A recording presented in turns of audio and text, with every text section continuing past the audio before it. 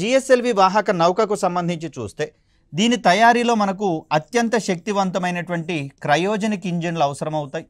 మరి ఈ cryogenic engine సాంకేతికతను సంపార్జించుకునేందుకు కాను రష్యాకు సంబంధించినటువంటి గ్లావ్ కాస్మోస్ అనేటటువంటి సంస్థతోటి అగ్రిమెంట్ కుదుర్చుకోవడం అనేది జరిగింది. మరి ఈ సందర్భంలో అన్నీ అనుకున్నట్లుగా జరిగితే ఇంత క్లియర్ కట్గా మనము చెప్పుకోవాల్సినటువంటి అవసరం ఉండదు.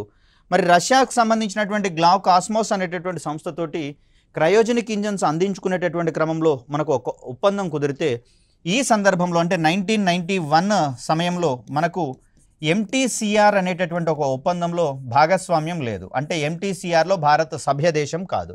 ఏంటి ఒప్పందం అంటే దీన్ని మనం మిసైల్ టెక్నాలజీ కంట్రోల్ రెజిమే అనేటటువంటి ఒక ఒప్పందంగా మనం చెప్తాం.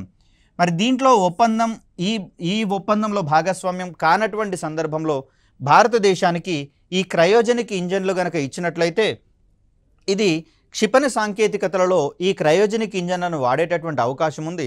తద్వారా క్షిపణుల యొక్క పరిధి అమాంతం పెరిగిపోయేటటువంటి అవకాశం ఉందనేటటువంటి అంశాన్ని అమెరికా ప్రధానంగా ఆందోళన వ్యక్తం చేయగా రష్యా మధ్యలోనే వైదొలగడం అనేది జరిగింది.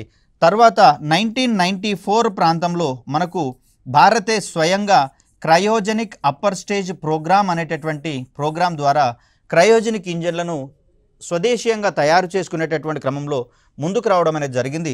దీనికోసము తిరువనంతపురంలో ఉన్నటువంటి లిక్విడ్ ప్రొపల్షన్ సిస్టమ్ సెంటర్ ఇది వలయమలలో ఉంటుంది. దీనితో పాటుగా దీనికి సంబంధించినటువంటి మరొక ప్రాంగణము బెంగళూరులో ఉండడం అనేది జరిగింది. మరి ఈ లిక్విడ్ ప్రొపల్షన్ సిస్టమ్ సెంటర్ అనేటటువంటిది వాస్తవానికి ద్రవ ఇంధనాలను తయారు చేసేటటువంటి సంస్థ. అదేవిధంగా ద్రవ ఇంధనాలను ఉపయోగించుకునేటటువంటి ఇంజన్లను కూడా ఇదే సంస్థ తయారు చేస్తున్నటువంటి క్రమంలో ఇక్కడ క్రయోజనిక్ ఇంజన్లకు సంబంధించినటువంటి సాంకేతికతలను అభివృద్ధి చేసేటటువంటి కేంద్రాలు మరియు వ్యవస్థాపన సౌకర్యాలు కూడా ఏర్పాటు చేయడం అనేది జరిగింది. ఎప్పుడైతే ప్రోటోటైప్ అనేది మనకు అందుబాటులోకి వచ్చిందో ఇమ్మీడియట్గా రష్యా ముందుకు వచ్చి తనంతట తానుగానే 7 క్రయోజనిక్ ఇంజన్లను ఇవ్వడానికి ఒప్పందం కుదుర్చుకోవడం అనేది జరిగింది. అయితే రష్యా నుంచి పొందినటువంటి క్రయోజనిక్ ఇంజన్లను ఆధారంగా చేసుకుని ఇక్కడ మనం చెప్తున్నటువంటి మార్క్ 1 తరహా జిఎస్ఎల్వి వాహక నౌకలను రూపొందించుకోగా మనము ఇక్కడ మనకు జిఎస్ఎల్వి మార్క్ 1 అనేది కనిపిస్తూ ఉంది.